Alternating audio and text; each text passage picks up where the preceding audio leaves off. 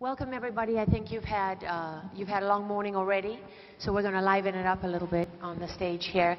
If anyone still cares about Afghanistan, I'm assuming that's why you're here and you're going to pay full attention to what these gentlemen have to say.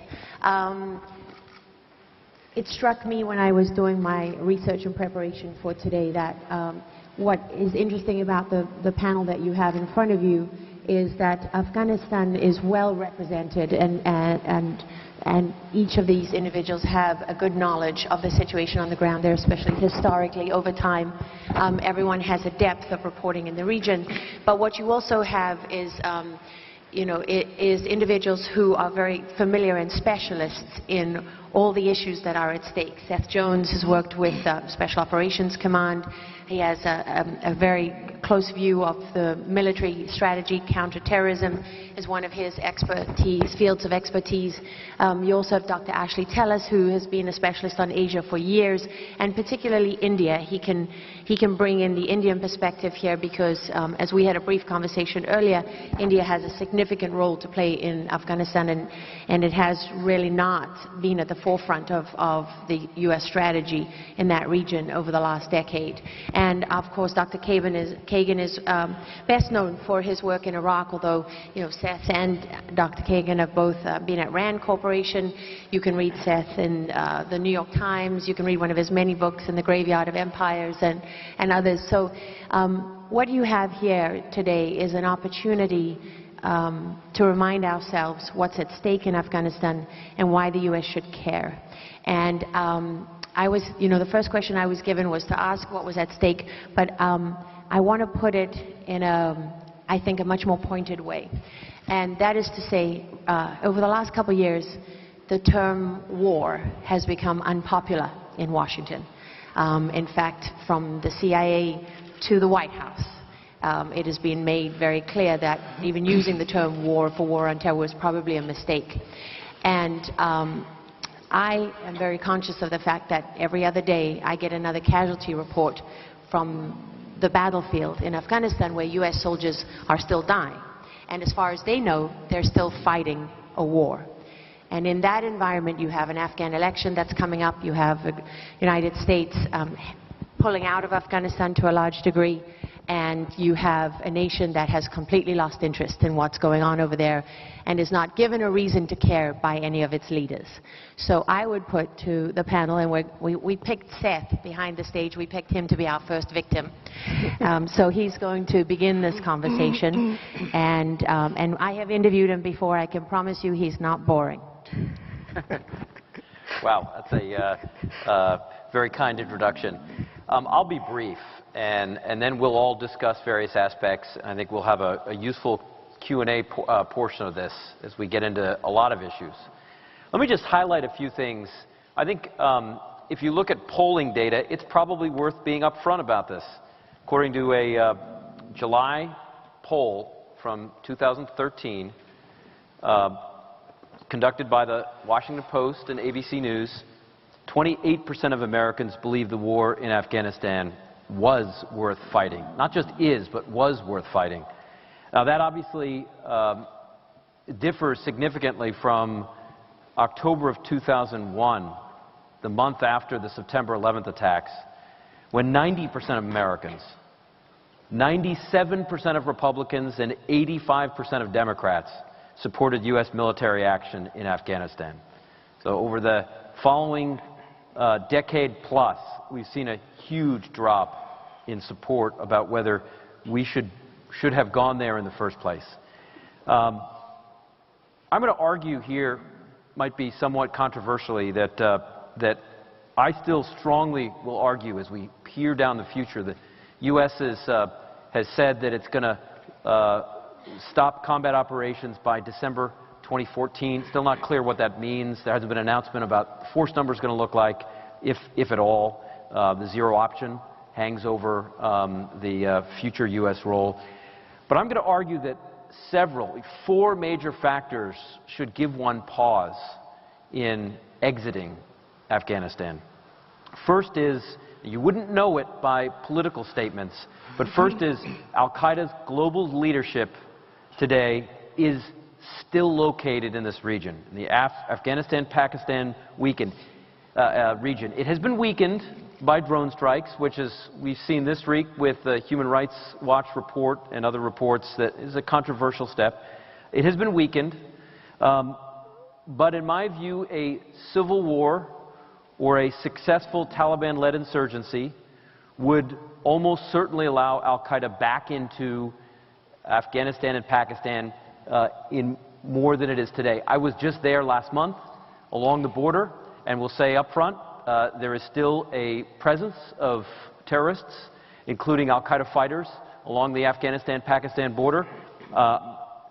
Virtually everyone I spoke to that's involved in targeting them, people that I worked with in the past, have said they will be there after 2014. In fact, the concern in some areas of the East with an organization called the Haqqani Network is that they may be there in larger numbers. So point one is that the global leadership is still there, and there are a number of Sunni jihadist groups in this region that are not going away. Some of them, including the Tehrik-e-Taliban Pakistan, put an SUV in Times Square. So another Lashkar-e-Taiba, which is also fighting in Afghanistan, conducted a major terrorist attack in Mumbai. So my first point is there's still a terrorism issue.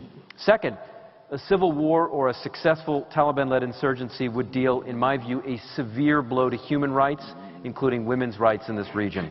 The Taliban remain deeply opposed to women's rights and would likely reverse progress in a country that has experienced an extraordinary improvement in the number of female business owners, government officials, primary, secondary, and university students. I think you'd see a major backlash. Third, a burgeoning war in this region would likely increase instability with India, Pakistan, Iran, and Russia, all of which, and I'm going to add China to this, either have nuclear weapons or, at least with the Iranian case, have a nuclear program. So there's a concern about regional instability, particularly between Pakistan and India. And finally, let me just conclude by saying a U.S. exit from this country will likely foster a perception about U.S. reliability. And when you look at al-Qaeda statements recently, I'm going to leave you with one final thought. An American exit from Afghanistan, we've already seen this in the jihadist networks, if it were to happen, it's not necessarily clear, would likely be viewed and would be trumpeted by extremist groups, including al-Qaeda, as their most important victory since the departure of Soviet forces from Afghanistan in 1989. That is a very, very, very dangerous legacy that we have to think very carefully about. Now, we could talk about how to proceed later, but let me just leave you with that thought. Okay, Dr. Tellis, you're nodding your head at a few points there, and I know that the nuclear issue is one that you've spent a lot of time on. So, can you take the floor? Sure. I'd be happy to start by actually emphasizing a point that Seth just made, which is that the American and international project in Afghanistan over the last several years has actually been far more successful than people give either us or the Afghans credit for. Remember, this is a country that went through several decades of violent war, where every state and societal institution was essentially destroyed. And when you look at Afghanistan today, what you actually have is a constitutional regime of the kind that was simply impossible to conceive at the high tide of Soviet occupation and in the painful years that went after. So you're now looking at a country that actually has the potential to build on a structure that, if improved and if invested in, can actually provide more opportunities for all Afghans, including those who are currently opposing the state. So just recognizing that this has been a fundamental success in terms of an ability to put in place a structure where all you had before was an anarchy is something that you cannot overlook. I would just interrupt you there to say that Americans don't care about that because their leaders keep telling them that the Afghans are corrupt and dishonest, unreliable, that Karzai is an unreliable partner, and they're never given a reason to believe in anything that the U.S. has achieved in Afghanistan. Well, I think the facts refute that on the face of it. As Seth pointed out, Development indicators in Afghanistan today are better than they've been in a long time. And the simple reality is corruption is endemic to all third world societies. Afghanistan is by no means either particularly egregious or particularly unique.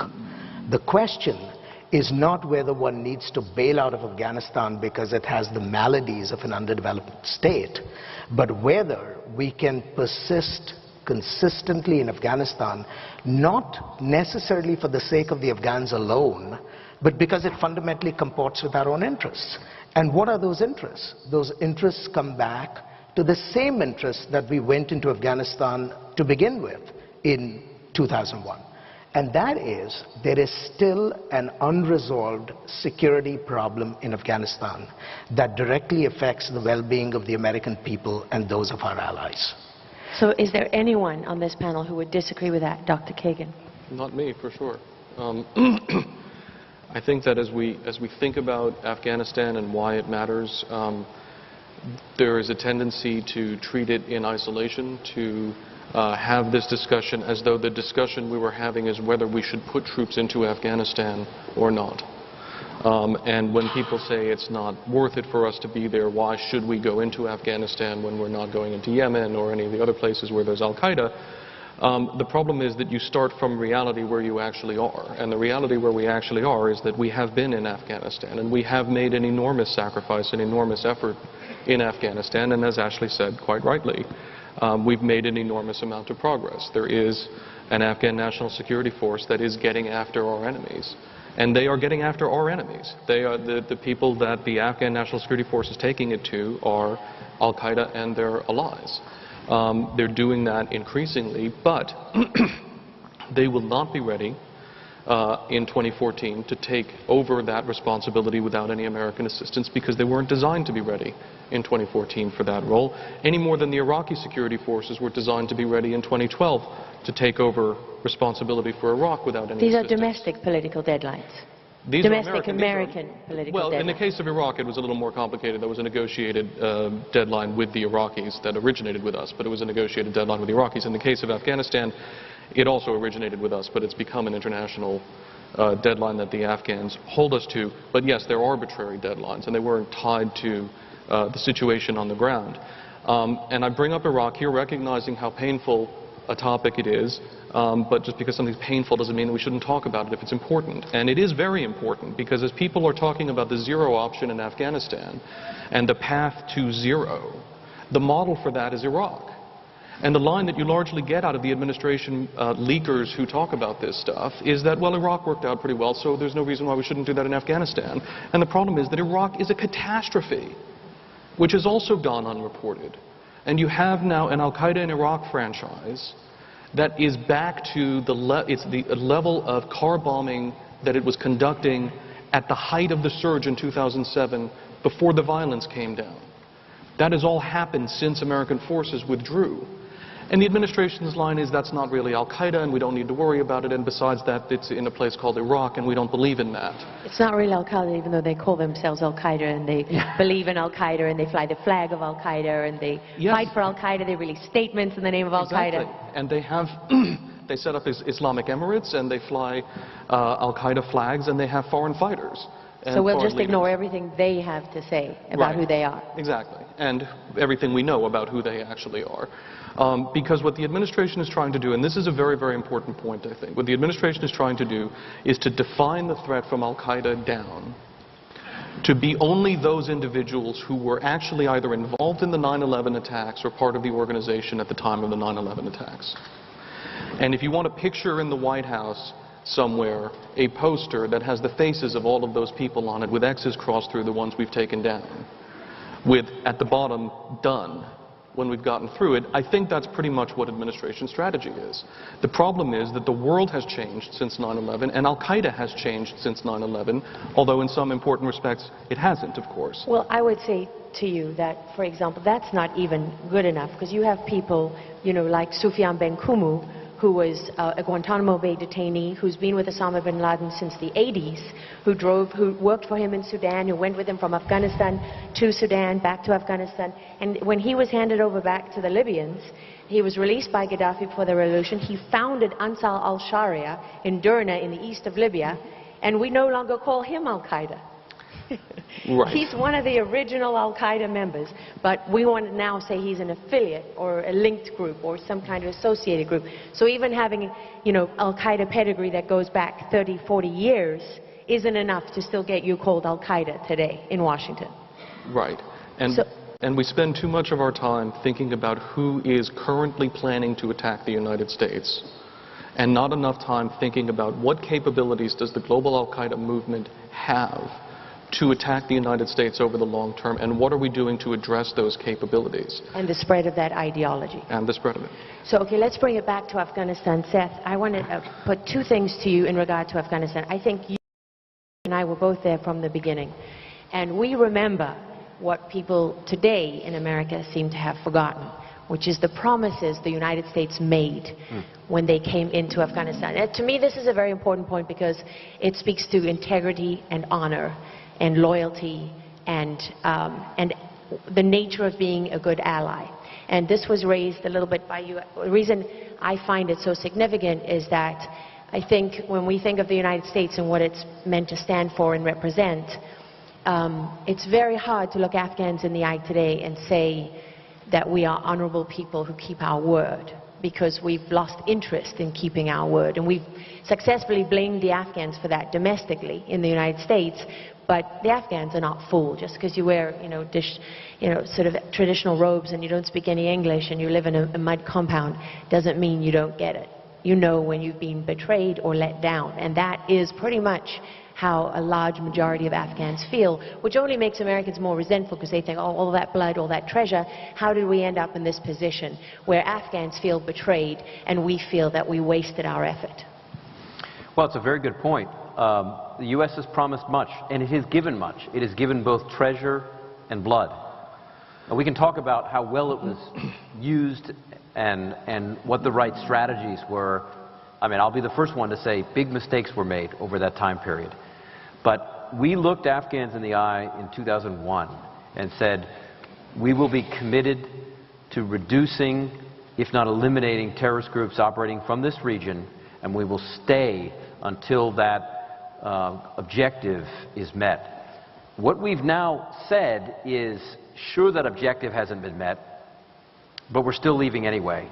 And the blame has largely been placed then on the Karzai government. Now, I'll also say very bluntly that there have been massive corruption problems within the government, as there have been in any government in South Asia. There have been challenges with building national security apparatus. There have been corruption problems in the U.S. dealing with contracts in Afghanistan.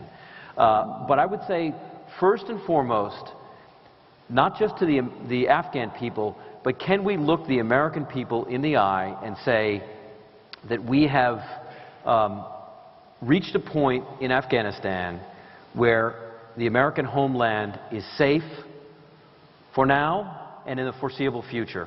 And I think the evidence, as I have spoken to operators on the ground from the region last month, suggests no, not at all. There are foreign fighters that are continuing to come into camps in the region. There is still some active plotting. And the leader of this organization, Ayman al-Zawahiri, is still headquartered in this area. So this organization is not dead by any means. Or decimated. Or decimated. It is not on the verge of strategic defeat, as some would argue. Okay, Fred's going to follow up on that, and then Ashley, I'll come back to you, okay? Yeah, I mean, on the contrary, if you look at any portrayal of where Al-Qaeda is today globally, it has a much larger footprint and a much more advanced organization now than it did in 2001 and also than it did in 2009. It is absolutely unjustifiable to talk about this organization as having been decimated.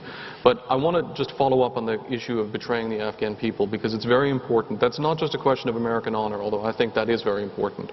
Nor is it just a question of will other people believe in us, which is also, especially after the Syria debacle, extremely important. and Egypt and many, many other things, and probably Iran.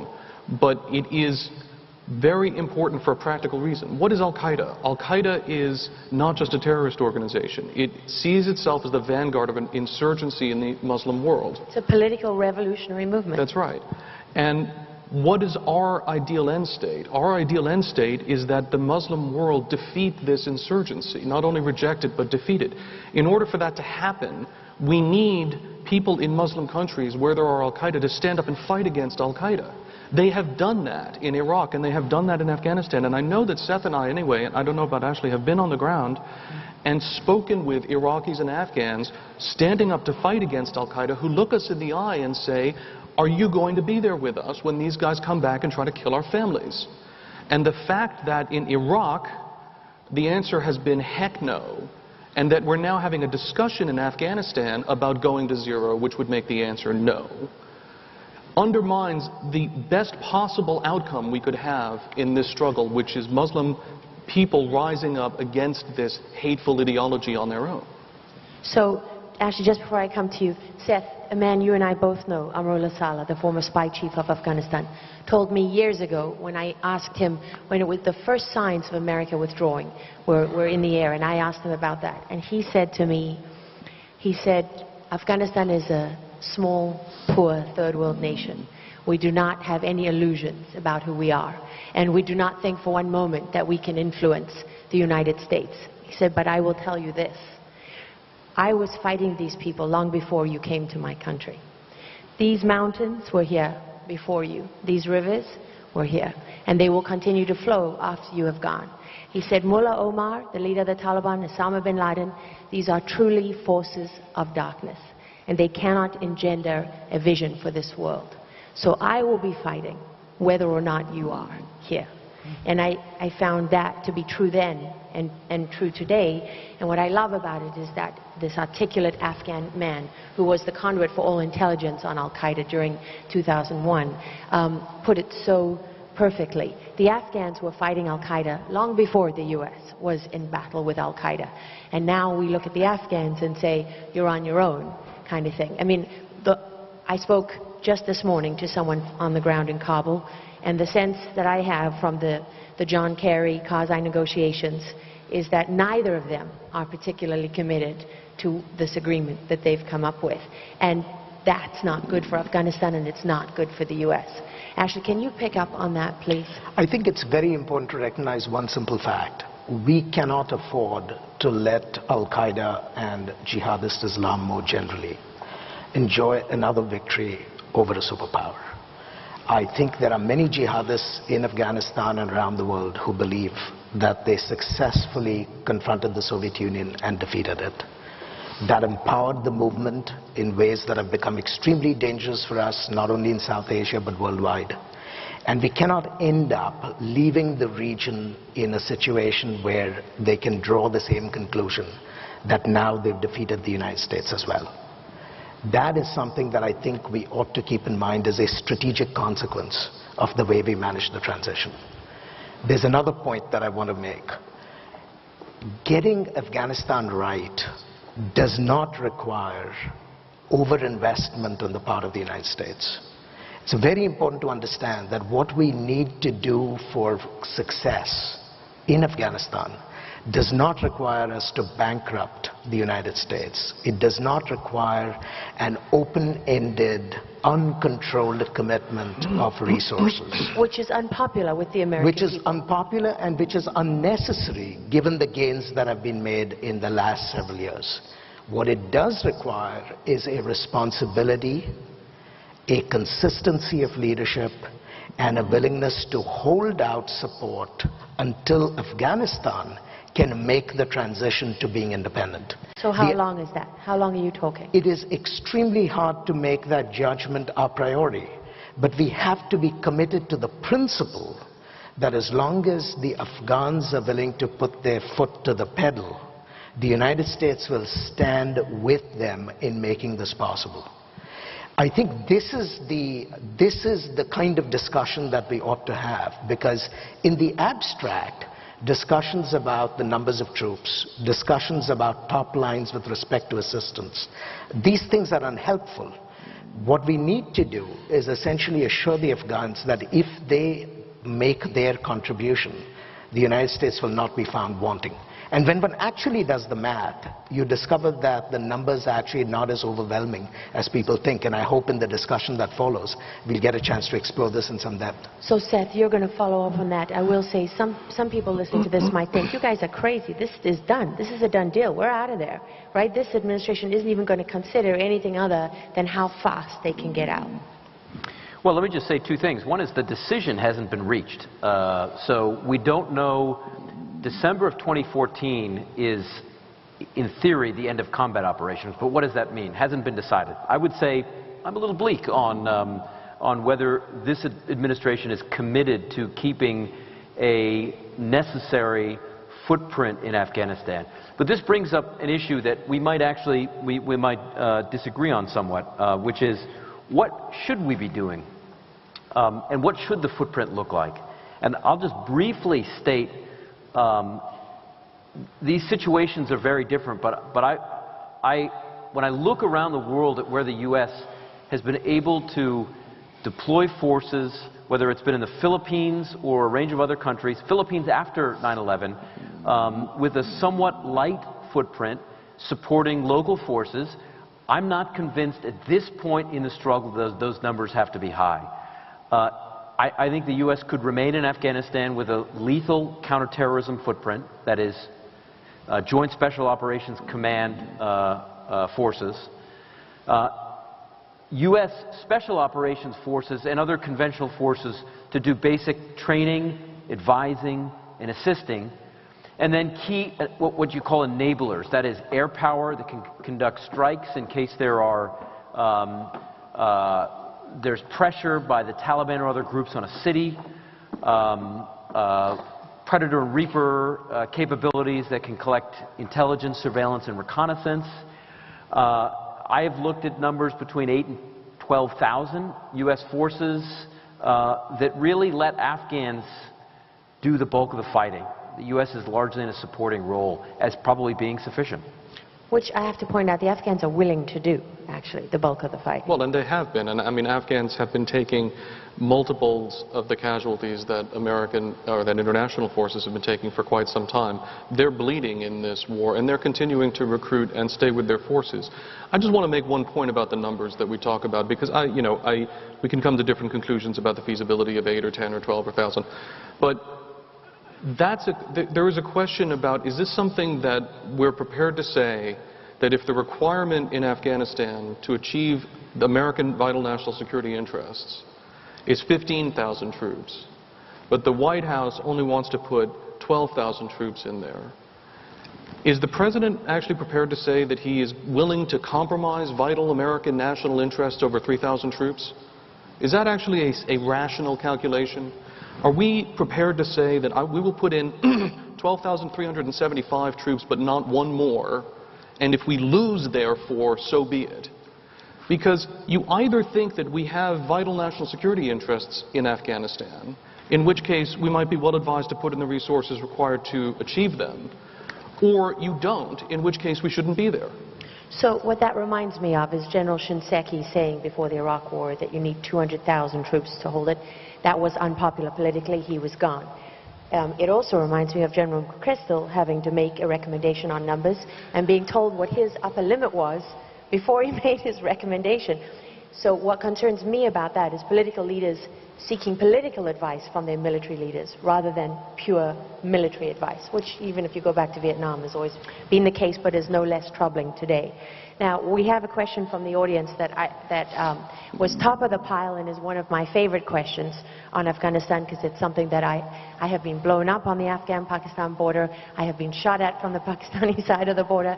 I pressed President Musharraf on this question several times. In fact, in one of my interviews many years ago, I said to him, General, the CIA says that if you let them operate on Pakistani soil, they can find Osama bin Laden. And he said, Madam, can I say this is bullshit? And I said, you're the president, you can say whatever you like. True story. And where was Osama bin Laden found? Well, we don't know the answer to that question. And who found him, by the way? So, Seth, I know this is something you've spent a lot of time on. And it's a question that I think is extremely relevant. President Karzai annoyed a lot of Americans by saying, why are you in my villages? You're in the wrong villages. You should be across the border. And I think what people failed to understand about what he was saying is that you and I both know the problem lies in the safe havens in Pakistan, and you're not doing anything about it. So this question comes from Peter with the American Enterprise Institute, who says, American enemies have complete freedom of movement in Pakistan. How can we defeat Al-Qaeda without addressing the question of Pakistan? And, you know, as anyone on the Hill will tell you, we can't open up another front in Pakistan, we can't afford another war, blah, blah, blah. But that suggests nothing can be done. What we have in Pakistan today is a failed policy. It was a failed policy under President Bush, and it is a failed policy under President Obama. So who wants to take that one? I could start. Look, let me just start with what I consider to be the reality, which is the war in Afghanistan. That's partly what we're talking about here. There are plenty of Afghan Taliban. There are plenty of individuals in Afghanistan fighting. That said, it is worth noting, very specifically, that the command and control structures for every single insurgent group, every single major insurgent group, Taliban, Haqqani Network, Hezb Islami, are all on the Pakistan side of the border. That is where the command and control nodes are. The Taliban's leadership structure, its inner shura, sits in southern Pakistan, in Baluchistan. One level down in the organizational structure, you have 3 regional shuras or committees. One is in Quetta, a second is in Peshawar, a third is in Waziristan, all in Pakistan. So it is worth noting that the borders here are significant. And when you look also at the command and control nodes for Al-Qaeda's global leadership, they also sit on the Pakistan side. So indeed, we spend a lot of time talking about Afghanistan, and there is an Afghan dimension to this that is important. But the command and control nodes for every major insurgent group sit on the other side. Now, I will say, with both this administration and the last one, there have been virtually no major efforts, successful efforts, to target the Taliban leadership on the Pakistan side of the border. There are no drone strikes that happen down in Baluchistan. There have been virtually no individuals captured down in Baluchistan. That is where the Taliban senior leadership is located. If one is to really get serious about this, then one has to take into consideration, A, why has little been done, and B, or two, what are the implications of continuing to do virtually nothing about this? So I can leave this to others to solve, but I wanted to get the threat and the reality on the table, which is there is a very serious Pakistan issue here. And, I'm sorry. Can I add two? Pakistan and India. Sure. Can I add 2 thoughts to that? I think we should at least entertain the hope that Pakistan will recognize that it's in its interest to do more than it has ever done before, for a very simple reason. Now that there is a realistic prospect that the United States might leave, it could end up leaving behind an Afghanistan that becomes a sanctuary, actually for terrorist groups that are as much anti-Pakistan as they are anti-Afghanistan and anti-United States. So for the first time, Pakistan has to confront a reality that Afghanistan could now begin to feed and funnel terrorist groups that undermine its own interests. Second, we cannot count, however, on Pakistan reaching the right conclusions from this fact. And therefore, I think we need to rethink the character of our relationship with Pakistan. And to my mind, there is no alternative but to make the relationship with Pakistan a lot more contingent on Pakistani behaviors than we have historically done. Now, we can debate the details about how this contingency is to be expressed. But if we have a relationship with Pakistan that in effect conveys to them that no matter what they do, American largesse will flow to Pakistan uninterrupted, then what you've done is you've created a structural situation where they have no incentives to change. So at the very least, the US needs to look at itself and its own policy to think about how we might re-engage with Pakistan on this question. Let me end by saying a word about India. India is deeply concerned that a premature American exit from Afghanistan would end up leaving that country in exactly the way that the Indians faced it in the 90s, which is essentially a cauldron for all kinds of terrorist groups that would move with Pakistani support or without it to attack Indian interests. So the Indians have essentially said that they will do whatever they can to prevent the current dispensation in Pakistan from being overthrown by force. But we've also got to realize certain realities. The Indians do not have the capacity to substitute for the United States. The Indians, therefore, are going to look, like many other allies, at the United States for leadership before they begin to show their hand. And the surest way to lose all the regional allies who might be supportive of Kabul is for the United States to run first to the exit. And so it comes back at the end of the day to consistency of policy and consistency of leadership. And if we fail on that count, we should not be surprised to find that Afghanistan will lose many of its regional partners as well. Fred, you wanted to follow up? Yeah, I have to say that I'm less optimistic about Pakistan than I am about Afghanistan. I think that there are things that we can do in Afghanistan to move it in the right direction, and there are forces working in Afghanistan moving it in the right direction. Although if we do the wrong things, I think they will be defeated. Pakistan is an enormously difficult problem. It's a country of 190 million some odd people with approaching 100 nuclear weapons and the largest concentration of terrorist groups anywhere in the world, and it is clearly a problem. My question to people who say, why are we in Afghanistan when Pakistan is the problem, is you have to explain to me how the situation is helped by taking a weakened Al-Qaeda and terrorist and Taliban infrastructure in Afghanistan and making it stronger, while trying to persuade the Pakistanis to fight the ramifications of that on their side. It's quite true that you can't win this fight on either side of the Durand line, but the corollary is that you can't win it in Pakistan if you lose it in Afghanistan. They are linked in that way, and this is just too often left out of our discussion entirely. One of the reasons to care about Afghanistan is because of Pakistan. And because of Pakistan's nuclear weapons. Yes. So I have another question from the audience. This is from Edward Joseph, Johns Hopkins, SIAS. It was for me. He said, why blame our leaders for not giving us a reason to stay in Afghanistan when it's the media that constantly reports on corruption, green on blue attacks, failure of programs, etc. And I would say we both bear responsibility. Absolutely, without any question, the media is culpable. And there is some good reporting on Afghanistan, not nearly enough, and there's some terrible reporting on Afghanistan. But what I would point out here to you, Edward Joseph, is that the journalists that are writing a lot of this stuff are getting calls from government officials who, by the way, love to leak things when they're the ones doing the leaking, but are very active in going after leakers when they don't like the leaks, because they counteract the message of the administration. And we apparently like going after journalists for leaks these days too. And apparently the media doesn't seem to raise much of an objection about that either. So there's a lot lacking in the media. I take full responsibility for that. I would say to you, though, I did a piece, not this season, last season, about the return of Al-Qaeda in Afghanistan and the significance of what they were doing, and how, for example, after bin Laden was killed, the announcement that came for his replacement came out of Kunar, which was then the de facto headquarters of Al-Qaeda in Afghanistan. I mean, the evidence is there, and not enough journalists are paying enough attention to it, and that is definitely a factor. But the people giving the message, who are deliberately misleading, are the leadership.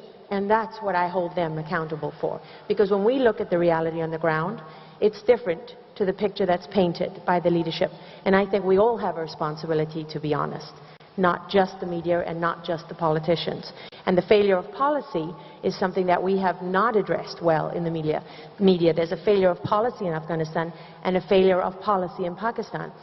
And when the Afghans ask us what our policy is on Pakistan, we don't even have one to tell them. Certainly not one that makes any sense or gives them any confidence.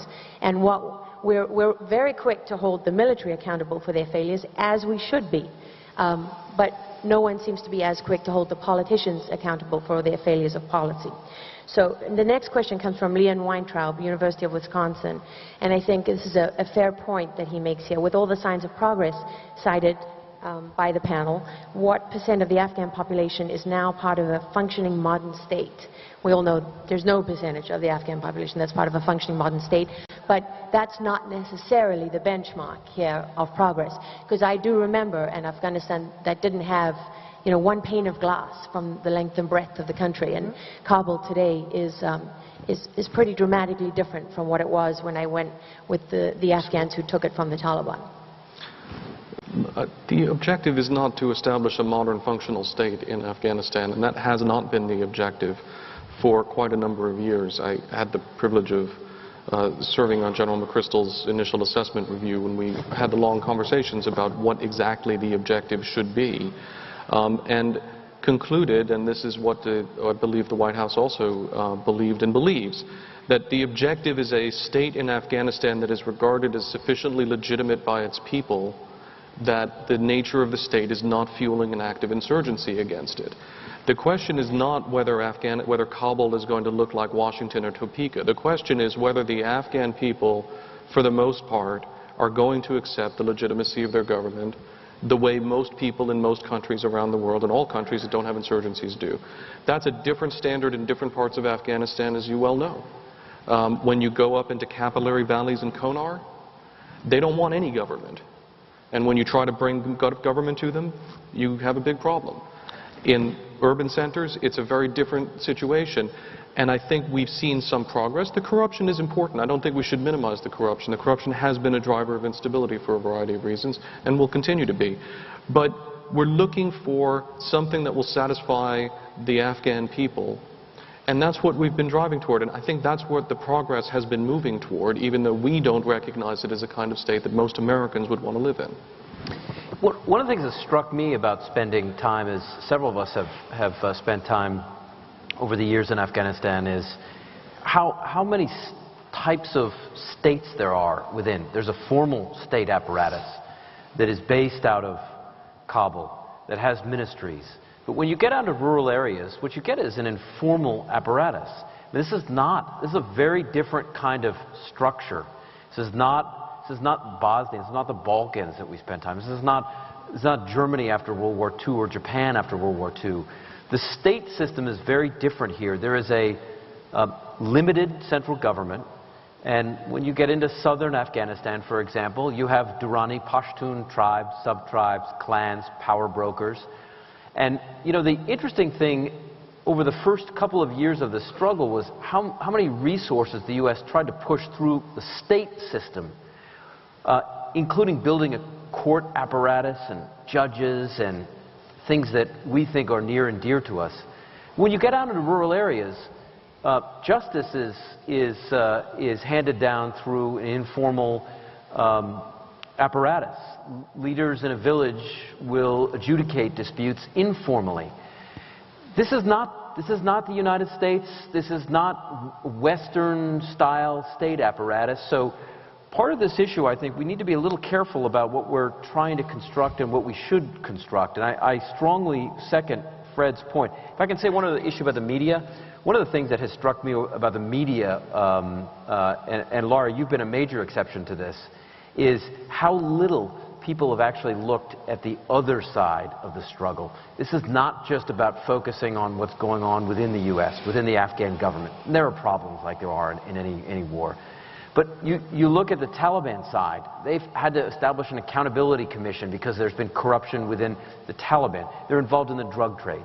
They're involved in trafficking poppy, in targeted assassination. Roughly 75% to 80% of the civilians killed are done by the insurgent side. So, you know, one of the disservices, I think, to the coverage of this war from the media perspective is when issues of corruption come up, the focus is on one side. The reality is this is a struggle within and among multiple different organizations, and there are just as many, if not more, challenges within the insurgency as there are within the government. Again, everything from corruption to the inability of Taliban forces to read. So when people show me literacy rates among Afghan forces, I say, well, actually interesting to compare. They're actually better than they are on the insurgent side. So you want to talk about comparisons. And I think that's been a bit of a disservice in the way the media's covered the war. So, Ashley. I would just make the point that Afghanistan has always been a decentralized state. And any mental model that thinks of Afghanistan as a unitary central state is using the wrong benchmark. The benchmark we ought to be using is a very simple one. For the average Afghan, has personal security increased in the everyday circumstances of their lives? 2, has there been a mechanism for dispute resolution and the administration of justice? And 3, are ordinary Afghans able to conduct their economic activities without undue interference from the state? I mean, these are the metrics by which you judge progress. And I think, as both Fred and Seth said, the picture varies considerably depending on which part of Afghanistan you go to. And our objective has to be to make certain that the portions of Afghanistan that have not established progress on these counts actually begin to grow and develop on the basis of the examples set by their more successful neighbors. Okay, so we're starting to run out of time. So this last question, I would like everybody to answer if they can add their point to it.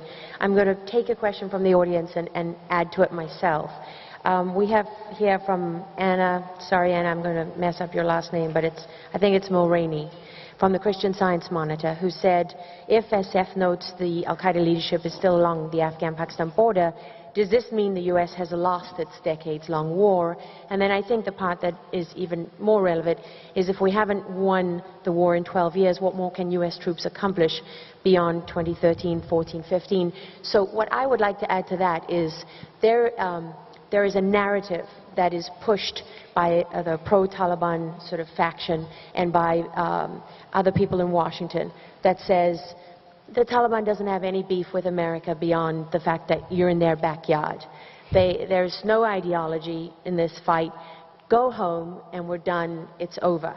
And, you know, those are people who believe that, that the Taliban and al-Qaeda's relationship can be questioned and, you know, and pulled apart. And I would put to that of all the people from the Taliban side who've come over or been persuaded to give up arms, not a single one of them has ever publicly renounced al-Qaeda. Not a single Taliban leader, not the Haqqanis, who have more than 30,000 fighters.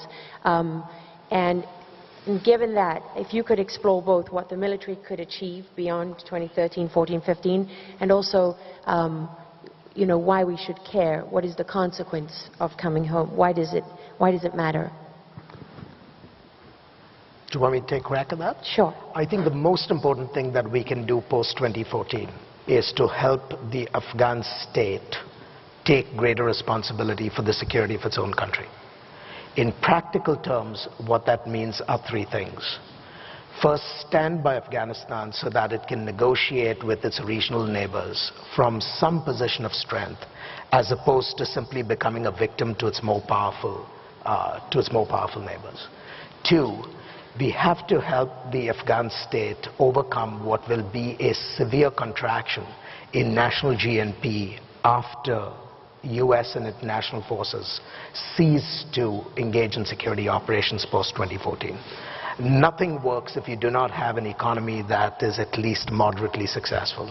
And so anticipating the contraction in Afghan GDP and working to mitigate it, at least until Afghanistan can stand on its feet, is the second important objective. The third important objective is helping the ANSF, the Afghan National Security Forces, essentially succeed in the fight, which is increasingly their own. And so the role that we can play is not for the United States and the international community to take the lead in fighting the adversary. The Afghans want to do that. They're capable of doing it. They're willing to do it. What we need to do is simply provide them the tools so that they can finish the job. Let me just add to a couple of Ashley's comments. I think one way to look at this is, if you look at the last major ideological struggle that the U.S. was engaged in, was against the Soviet Union during the Cold War. Now, I don't want to draw too many parallels here, but it was a struggle in part against Marxism, Leninism. It was an ideological struggle. It was not just on the battlefields. And if you were to ask yourself in 1960, we've been at this for 15 years after Yalta, haven't we been doing this long enough, struggling in Africa or struggling in Latin America or struggling in Eastern Europe? Imagine if we'd sold out the opposition groups in Poland in the 1960s or 1970s. Look, the struggle didn't actually end until the late 1980s and early 1990s, when groups within states like Poland, Solidarity, rose up finally against an ideology that the population just could not live with. To shift gears here, and Afghanistan is a good example of this, we are in a struggle with an oppressive ideology. The Taliban's vision of Afghanistan, Jabhat al-Nusra's in Syria, they're different in some ways, but in Afghanistan, the groups that are trying to win this one from the opposition side are trying to establish an extreme version of Islam, an emirate, where the most important ministry is virtue and vice. It's an ideological struggle. And so I would just say, people who want to give up this early on, remember, this one is a generational struggle. It's not one that's going to be measured in months or years. So I would view Afghanistan in a much broader sense. And when you look at what's happening in North Africa, and would you look at what's happening in the Middle East, this is a struggle that is happening on multiple continents. The leadership, though, sits in this particular region, which is why I'm just going to end my comment here by noting that this is what makes this particular theater so critically important, is the leadership structure sits here. Fred. I second all of those comments. It is quite true that Mullah Omar never swore allegiance to Osama bin Laden, because actually it was the other way around. Osama bin Laden swore allegiance to Mullah Omar. As we talk about disaggregating Al-Qaeda and the Taliban, it's important to understand that they have been aggregated for 2 decades. And as you say, there actually have been arguments about whether to break with Al-Qaeda. There was a big argument in the 90s about whether to break with Al-Qaeda. Mullah Omar was on one side, Mullah Baradar was on another side. Guess who won? There was a fight when we demanded after 9/11 that they hand over Osama bin Laden. One would think that that would have been a good moment to break with Al-Qaeda. Mullah Omar said, no way, and Jalaluddin Haqqani said, no way. So these are groups that have been fighting together and for each other for a long time. And I know there are people who think that they can see into Mullah Omar's soul and believe that they, if only they could talk to him or Mullah Baradar, then we could work this puppy out. But there's no basis in reality for that view. Look, as we talk about, I think Seth's analogy is a very good one. The tide of war is receding. The tide of war is not receding. By any measure, the amount of war in the world today is higher than it was when Barack Obama took office. It's higher than it was when George Bush took office also. The tide of war is not receding. The tide of American desire to be involved in war is receding. But now I have to go back to my roots as a Sovietologist and say, we may be tired of war, but war is not tired of us. We can decide that we are going to stop fighting Al-Qaeda, but Al-Qaeda has not decided that it's going to stop trying to attack us. Every day, thousands of Al-Qaeda fighters and leaders wake up and ask themselves what they can do that day to improve their ability to kill Americans. As long as that's true, we do have a dog in this fight. And we can argue about strategies, and we can argue about whether we should do this or that or how many troops. But if we don't proceed from an understanding that that's the world as it actually is, then we are doomed from the standpoint of developing any decent strategy. And lastly, I want to say that we have been talking about 2 different things that are treated as different but shouldn't be. One is the humanitarian issue in Afghanistan, our promises to the Afghan people, the question of what will happen to Afghan women and so forth, and the other is our security interests. Those are actually, in my view, not easily separable. Because the United States is not, or should not be, an amoral actor in the world. We should not be a country, in my view, that just doesn't care if millions of people whom we've promised safety and security and a certain kind of life are suddenly victimized, killed, and treated horribly. We should care about that. And the reflection of the possibility of that kind of care, I think, was in the formation of a new group that was rolled out yesterday that I have the pleasure to be a part of, the Alliance in Support of the Afghan People, which has members from the spectrum from me to Gloria Steinem. And both sides are represented in this because it is a recognition that the United States has obligations to its people for their security and has obligations to them also for the ethical nature and morality of our international engagement, and we really can't lose sight of either of those. Thank you very much. I would just close by saying that what you have here before you is a group of people whose interest in Afghanistan and in the consequences of this transcend politics. This isn't about who's in power at any time. This interest is born of a long-term involvement in the region and what each of us has seen and learned from the Afghans, from the Pakistanis, from being on the ground there at that time. And the worst part about all of this, I think, is that terrible sense of déjà vu, this Charlie Wilson's war. So what I would leave you with today is that I asked the panelists behind the stage, not to sugarcoat it and not to give political answers, and I think that you have to respect the courage and integrity that you've seen today in that the answers you've been given here are truly what these individuals believe, and they have the experience and knowledge in the region for their voices to count. So what's left to us is to hold our government to account. Thank you very much. Thank you for listening. Thank you for coming. Thank you.